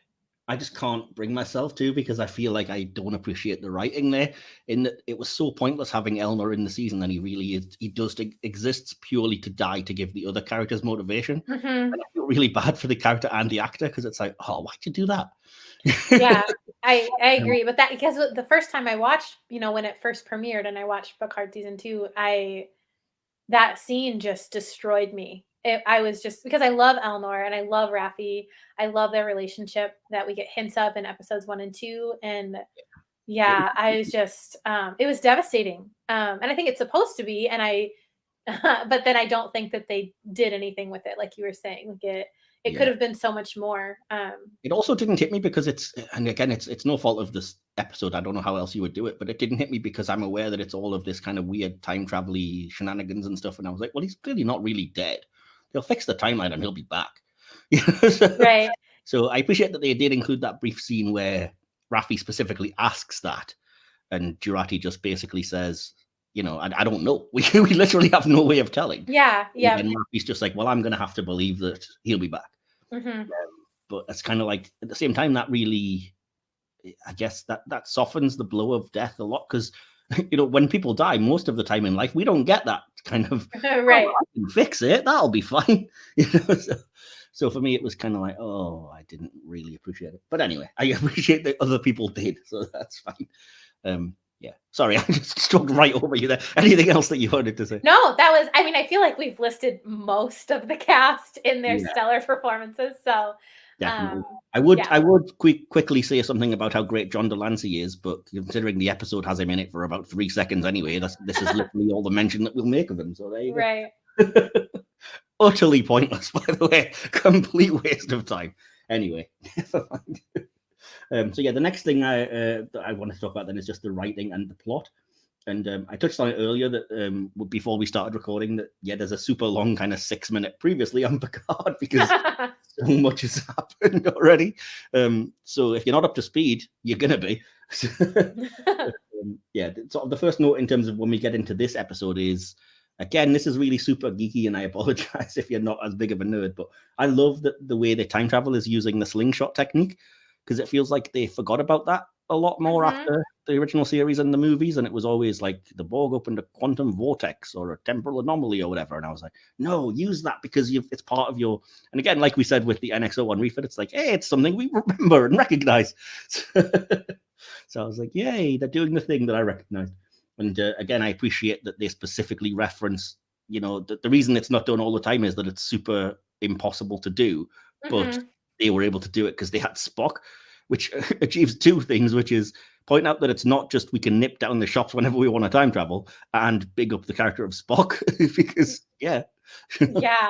It did feel like that sentence kind of inflated Spock's intelligence too much to me, but you have to reconcile that with the voyage home, right? I was just going to say, there's literally a line in the voyage home where he says, what is it? McCoy says, Kirk trusts your guesses more than most people's facts. And I was like, I can buy it. And I love that they compare that to the Borg Queen. Like, they had Spock, the nearest we can get is up to the Borg Queen. So that's how we're able to work this out. So yeah, awesome. I probably should have mentioned this earlier, but I did appreciate that the title is kind of a neat double entendre because I'm a bit of a nerd for wordplay. So I was like, oh, I get it. It's both assimilation in the Borg sense, and we're trying to assimilate to being 400 years in the past. I know. I really liked that as well. I'm glad it's not just me. This is another slight criticism from earlier in the episode, and it's something that the newer Treks do a lot. I don't like that the good guys are just straight up horribly vaporizing people without a care. Like, I know the bad guys, I get it, but like, oh. I know that really bothers me in a couple episodes of Discovery, and then in this episode as well. I keep making notes of just funny lines that I like in the episode, and I did love it's. Again, I'm a sucker for screwball comedy type banter, and I just when Picard says like, "Oh, we're going to be able to land," and Rios's response is, "Oh, kind of more like a targeted crush." Yes. But again, I do really like that whole. I feel like all of them kind of shine in that scene where they're getting ready to crash. Because even Jordy being like, "You can't crash this ship in one of the most populated places of the of this time." Definitely. What are you guys thinking? Yeah, I was going to get to that though, because that's another, and I know it's a nitpick, but it's another thing that bugs me in the episode is that, like, yes, logically they're like, you can't just crash into LA. What's the alternative? And Picard goes, I know, we can go home. And I'm like, oh yeah, France, right next door to LA. Right. What the heck, man? Yeah. I mean, I don't know how the mechanics of it work, but I guess if you make that decision soon enough, your targeted crash can be in France instead of LA. Like, I get it. That's where they need to be for the story. You feel a lot like that's the closest you can get. You're already talking about how the transport is low on power. Like, you're a full continent away at this point. But yeah, anyway, that's a nitpick. As I said, the story had to have it happen, so we kind of have to give it. Yeah. I've talked about this already, but again, I hate that they just seem to ignore Q's Voyager appearances. Most of all, that is what bugs me. More so the fact that it ignores every one of his sort of post-encounter at Farpoint, next gen growth appearances, and the character being more, I guess, of a playful imp than kind of all threatening, omnipotent being. Because it bugs me, but it bugs me more whenever Q's in a scene with 7 of 9 and they don't acknowledge that they know each other. Yeah, because how many Voyager episodes is Q in? He's in 3, but he's only in 1 with 7 of 9. That's right. Okay, I was gonna say I've seen 2 in my rewatch.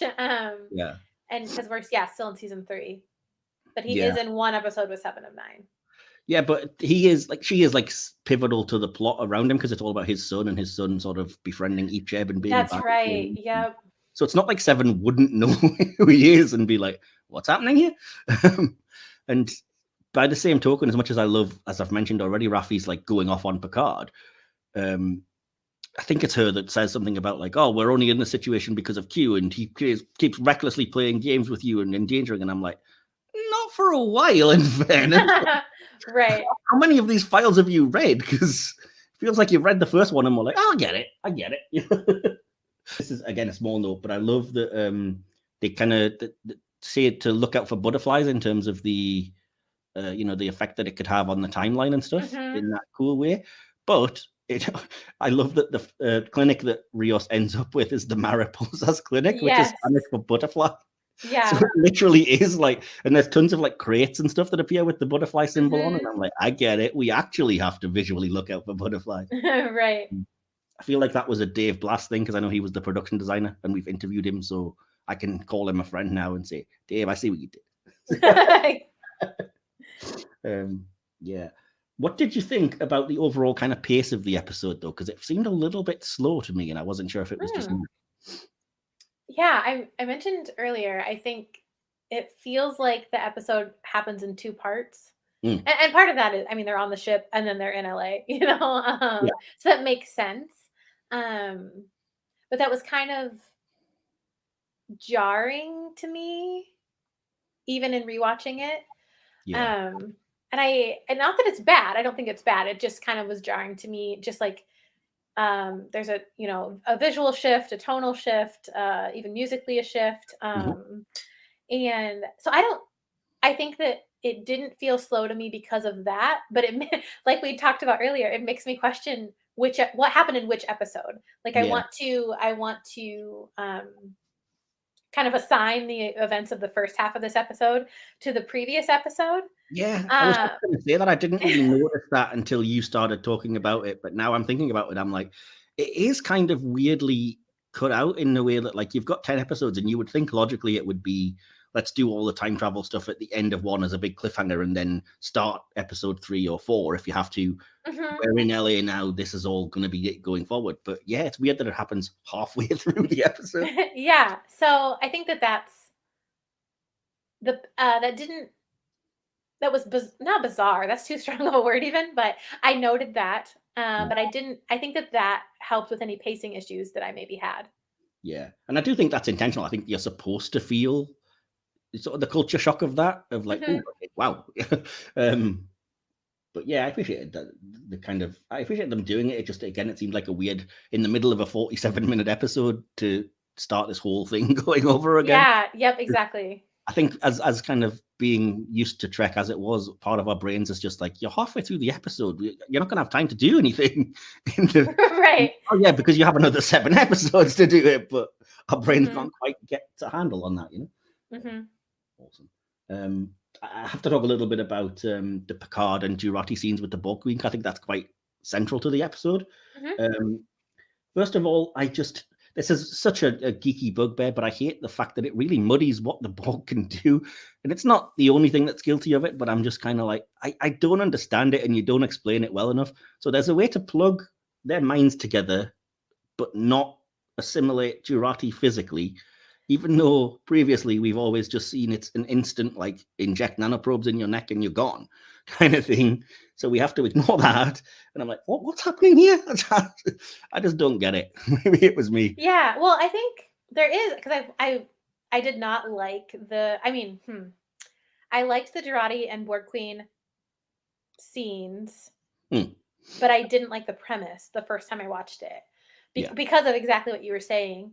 But I do, when I think back to First Contact, there are quite a few moments where we see people who have started to be assimilated, but not yet.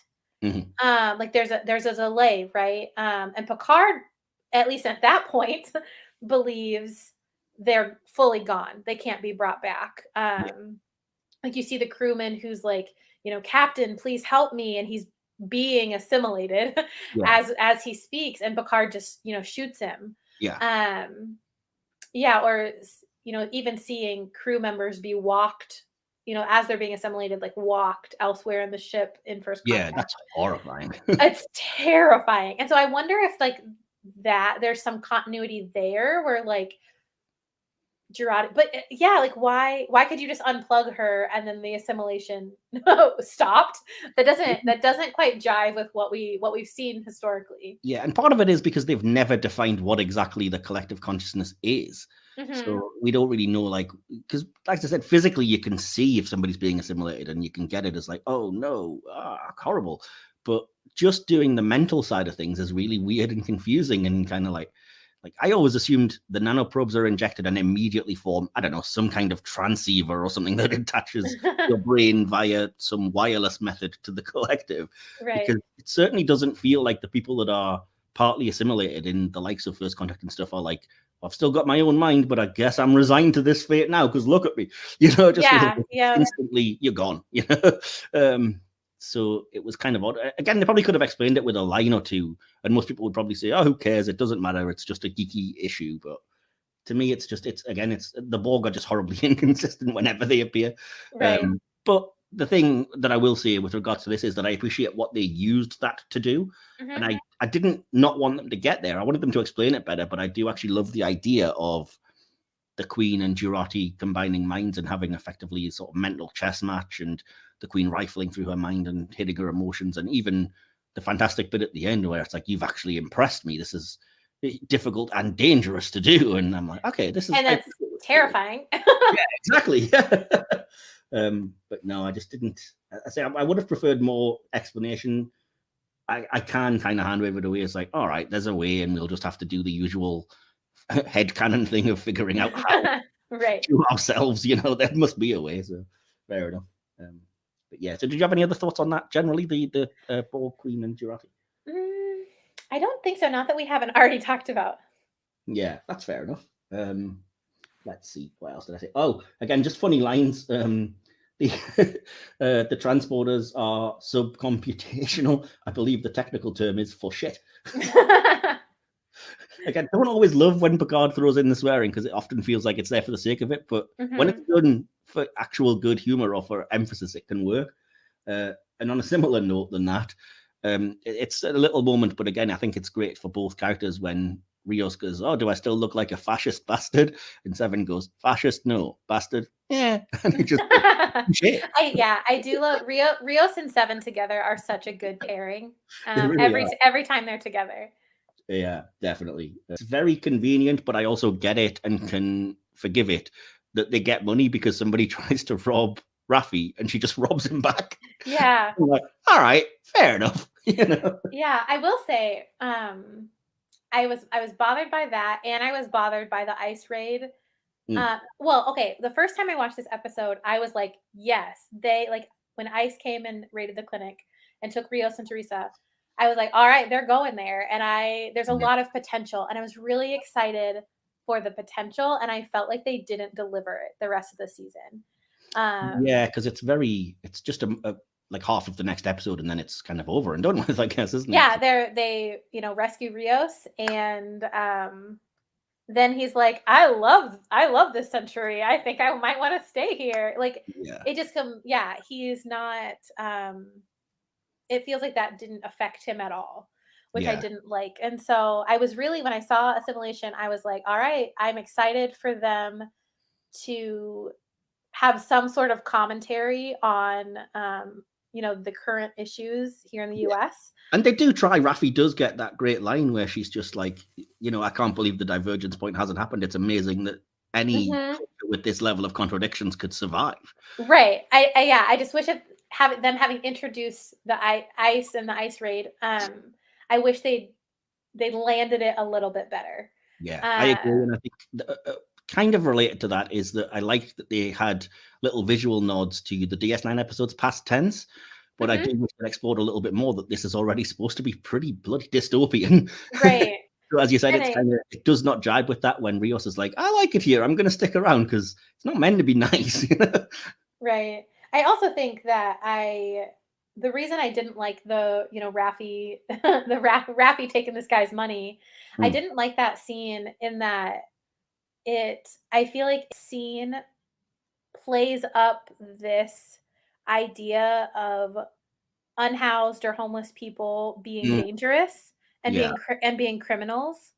Which, I mean, when DS9 was in 2024, they had some of that, but there was a much broader, you saw every sort of people in the sanctuary cities. And I just didn't like that. I think that is, it's a really huge assumption, and it's a really wrong assumption. Definitely. This episode really wants you to be like, we're robbing him, but don't worry, it's a bad guy. Whereas most Star Trek would be like, this guy is so desperate. What led him to this? As opposed to just, don't worry, he's just a jerk and we can rob him because he's robbing other people and whatever. Yeah, so that was a bit of a miss for me. Yeah, I get that. I fully get that. And again, it just seemed like partly we didn't need it and partly it was just plot convenience to be like, well, they've got to get money from somewhere, so I guess that'll be how they do it, Right. Instead, when we saw what Raffi and Seven could do with police cars later in the series or later in the season, they could have just hacked an ATM. So I was going to move quickly onto the direction then, because I've made a few notes, as I said, because I know and like the director, so I just be looking out for stuff. The first thing that I noticed is I don't like the bloody lens flare at the start of the episode, and it doesn't happen all the time, but it seems to be whenever they're in La Sirena, it's just lens flare city, and I'm like, oh, stop it! This isn't a J.J. Abrams movie. What was I going to say? Oh, the scene with this is a directing note of sorts, but the scene with the Borg Queen kind of crawling towards them is so menacing. Partly because of the acting, as I've mentioned, but the way that the music has almost like First Contact vibes, and the music is that threatening, like Jaws, the sharks approaching undertone. And the way it's filmed is it's almost horror movie-esque of like, oh, it's coming. Yeah, I believe that scene was in the trailer, and that was terrifying. I remember watching the trailer and seeing that, and I was like, how did they get themselves in this predicament? That's terrifying. Record scratch. How did I end up here? Exactly. But no, it's so so well shot. Awesome. A little thing that I did notice as well is as soon as the Borg Queen takes control of La Sirena, the episode as a whole takes on a green hue, not just because obviously the consoles and stuff turn green, but it seems like the directors put like a green filter. And I was like, I get it. Cool visual shorthand for like the Borg are in control. Yeah.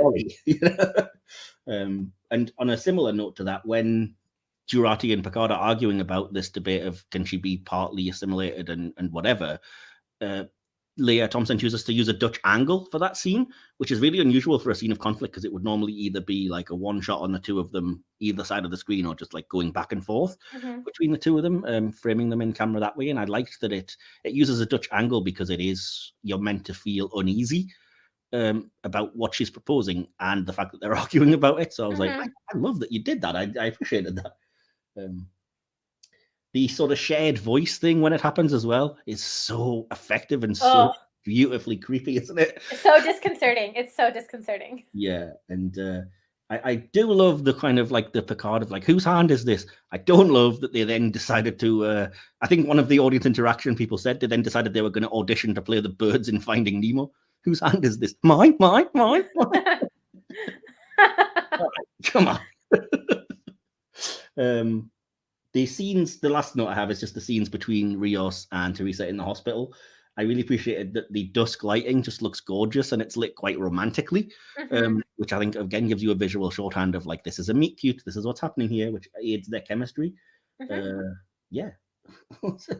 And again, I'm not sure if you would call this directing or writing, but I love the fact that she asks Rios about like his history and he's in this deep like powerful story about being in the academy and acing all the tests and things. And even the episode is like focusing in on him and like pay attention to the story. And then out of nowhere, it's just like crack, and she's fixed his phone and goes, yeah, cool story. Yeah, that was very effective and funny. Yeah, I love that kind of humor because it's just undercutting, or it's playing with your expectations. It's really cool. So yeah, any other notes about the direction that you have? I mean, yeah, I agreed with everything you said. The only other thing, and not to, tie everything to Discovery like I like to do, but I felt like at the beginning of the episode, the way that they time travel, or not the beginning, but when they time traveled, was very reminiscent of how they shot the end of Discovery season 2, where they go through the wormhole. I was more disappointed that they didn't do the thing they do in Voyage Home. Yeah, I felt like it was a kind of combination of a little bit of Voyage Home, but there was a lot that was reminiscent of Discovery going through the wormhole, which I personally really liked, and it seemed really consistent. So I like that. Awesome. That makes sense. Cool. So yeah, speaking as we kind of are then about VFX, I literally only have 2 notes about that. The first one, again, I keep apologizing for my geekiness, but I love that we see a Nova class and a Steamrunner class ship at the start.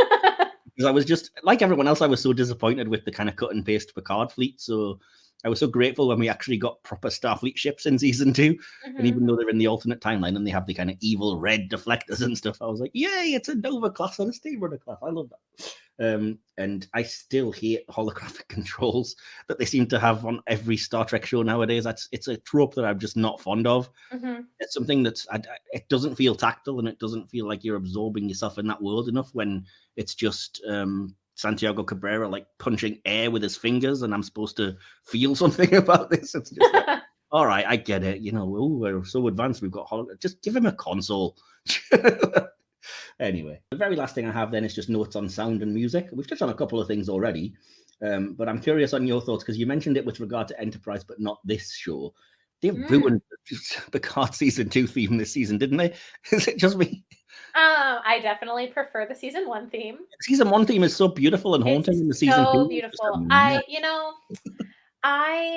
It's grown on me. Okay. I think it reflects the tone of the season well. The changes that they made to the theme reflect the tone of the season really well, but that's about all I can say good about it. I wish they'd actually just made a new theme rather than trying to keep this whimsical, melancholy sort of season 1 theme and introducing like threat to it. In terms of the episode's music itself, I do think the music did a lot of heavy lifting for me in Elnor's death scenes, which isn't that I don't think the actors were doing a great job, but there's one scene in particular where there's no dialogue just after he's died, and it's just music playing over Michelle Hurd like not being able to close the morgue door and stuff, and I was like, yeah, the music's doing a fantastic job here. I will say Jeff Russo is one of my favorite Trek composers, so I do love all of the Picard season 1 and 2 soundtracks and all of the Discovery soundtracks. I love the Discovery soundtrack. I didn't know Jeff Russo did the Picard ones. Yeah, there was one music cue that I did write down. I love when they first get to LA and the California, that version of California Dreamin' that they're playing is so good and so perfect. And I love the original song so much. And I love this remix version. It's so good, and I think it's the perfect choice for that scene. I agree. I made the exact same note, and like you, I like the original song a lot.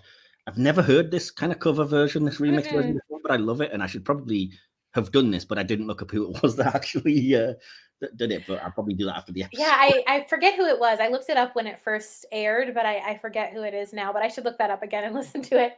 Yeah. I wish it was on the Picard season 2 soundtrack, but I don't believe it is.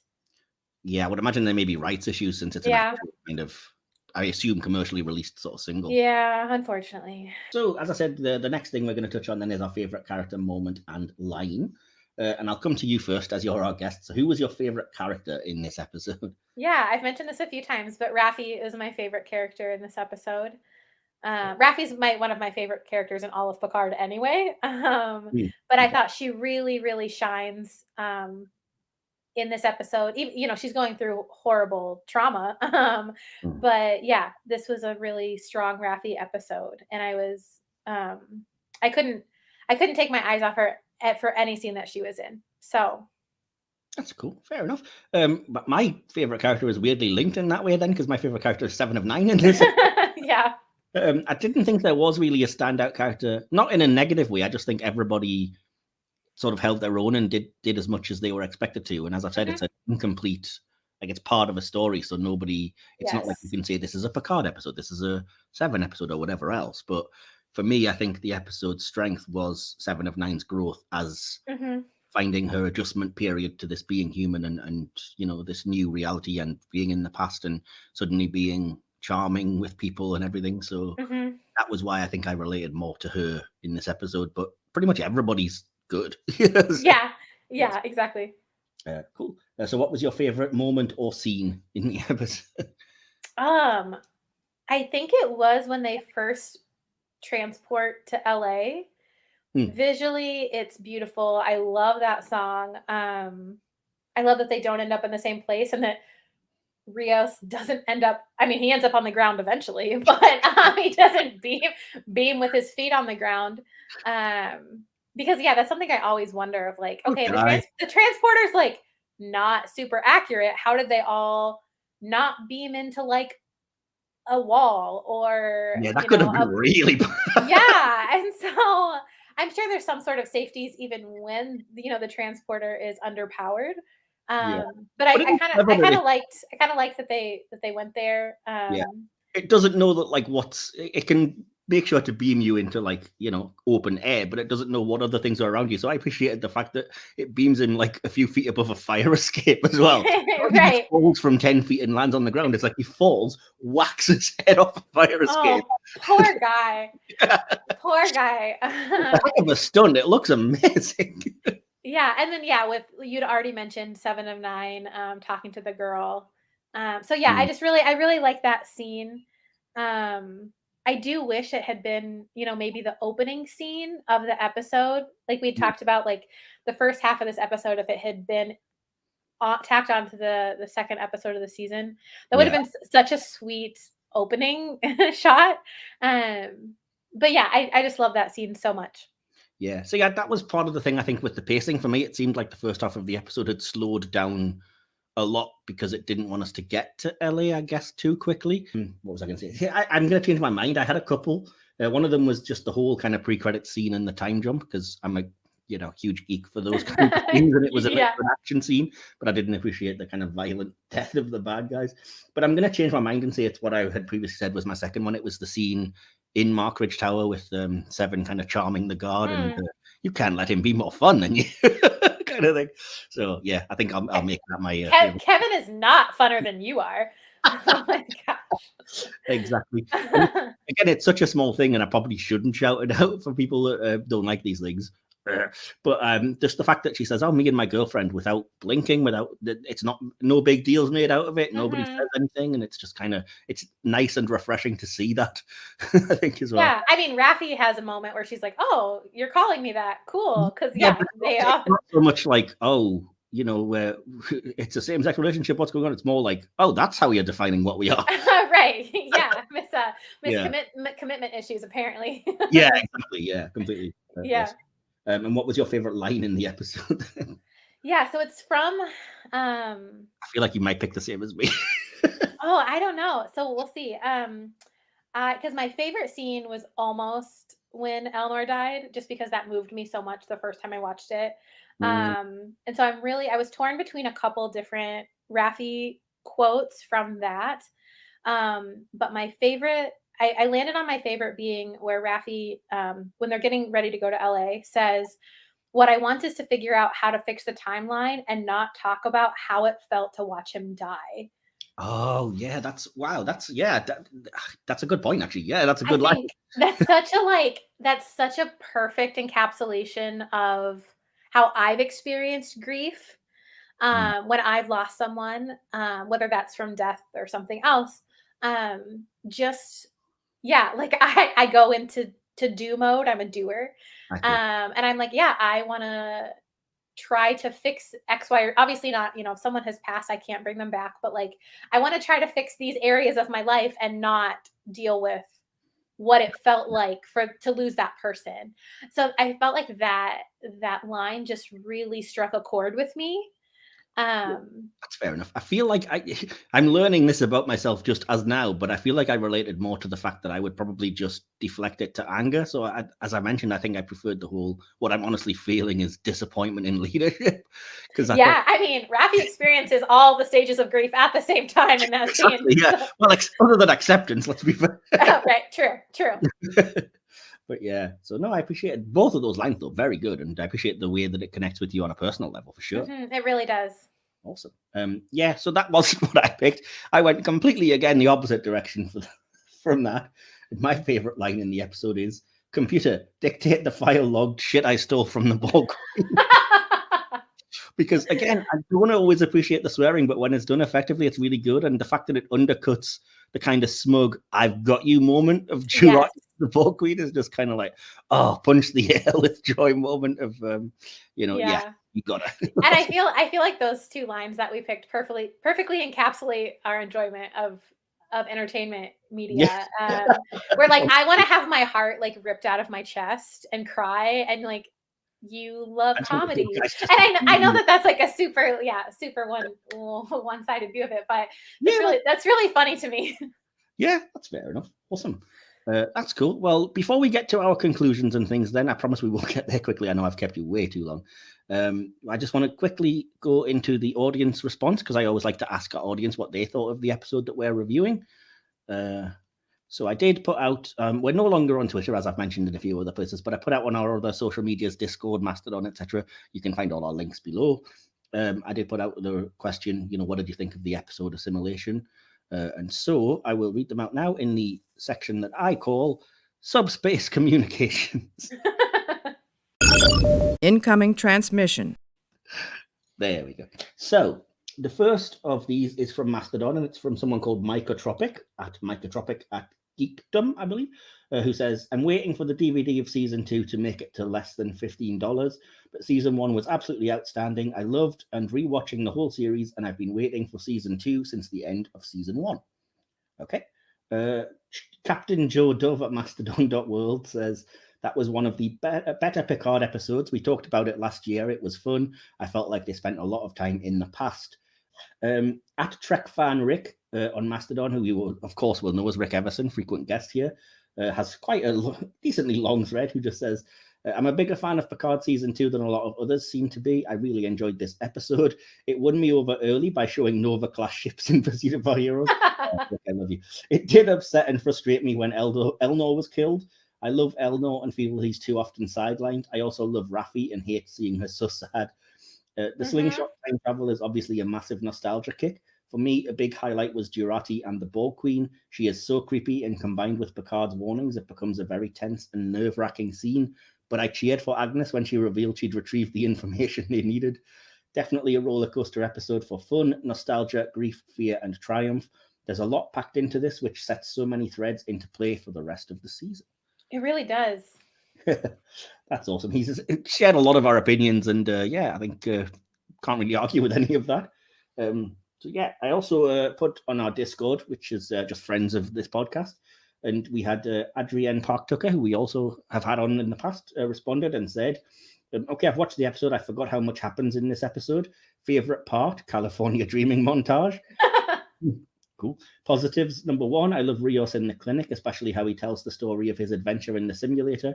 I love Sol Rodriguez as Teresa.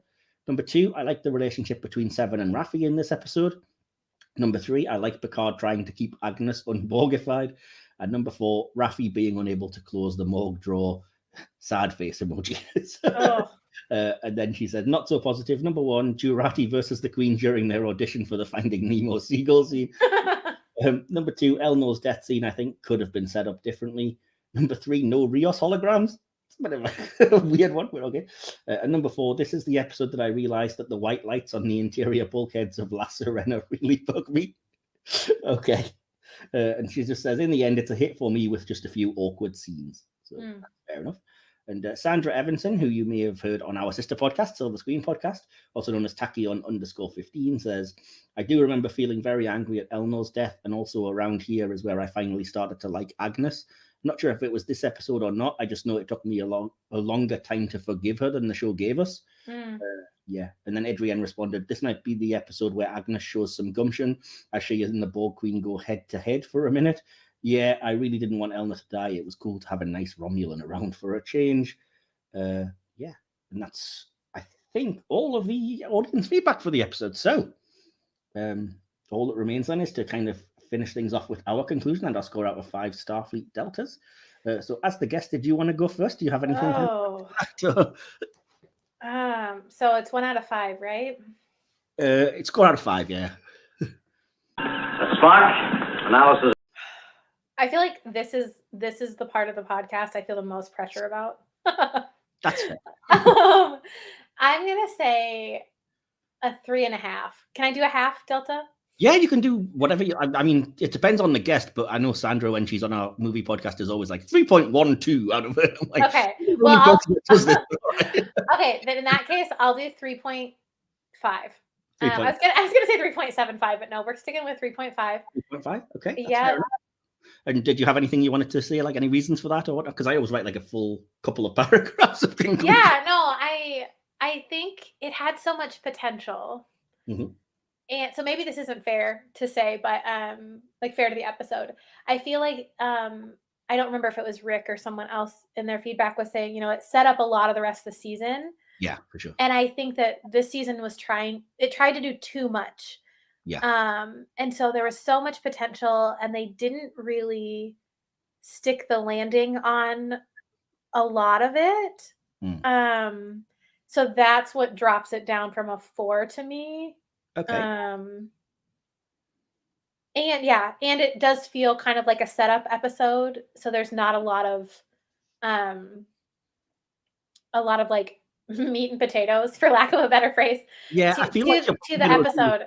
A lot of what I have to say about it, actually, because I think you're going to have a similar issue, which is, I'll get to it in my conclusion, but it's kind of impossible to judge this as an episode as opposed to 1/10 of a story. Yeah, and so I'm gonna go with 3.5 because 3 feels too. Because I did really like it. 3 feels too small, or like too few, and 4. It's definitely not a 4 for me. So 3.5. That's cool. Well, I always write my conclusion now because I try to use it to kind of get my thoughts and stuff together and to have it kind of written out so as I'm not just rambling too much. But yeah, I just said that it was a weird episode to judge on its own merits. We've only reviewed one Picard episode before this, and it really shows that a current Trek season is one long serialized story. So naturally, this feels incomplete on its own. And if you listen to us regularly, you know that myself, DK, and a few of our regular guests are also huge Doctor Who fans as well as Star Trek. And this felt a lot like trying to review episode 2 of a 6-part Doctor Who story. Classic series. Like, I mean, it's impossible. It's part of a story. So it was hard to get my head around that. Judging what we do get specifically in this episode, I think there are some great performances. There's a handful of great acting showcase scenes, pretty much mostly gorgeous direction, decent action, and a tinge of good horror. The story threads remain elusive, but they're still intriguing at this stage, though they are hurt by my overall memory of my distaste at where the story goes. There are also still some Picard-specific things that bug me that I've kind of mentioned. The little things like the holograms and then things like the characters that struggle to find place and meaning. There's nothing egregiously bad, though, in this 47 minutes, though conversely, there isn't that much on a macro level that stands out about it either. It gets points from me for the aforementioned acting moments, direction, and being very competently put together. It's not one of the worst episodes of Star Trek, but it's also nowhere near the best. And I did give it 3 out of 5 because I just felt like... it was...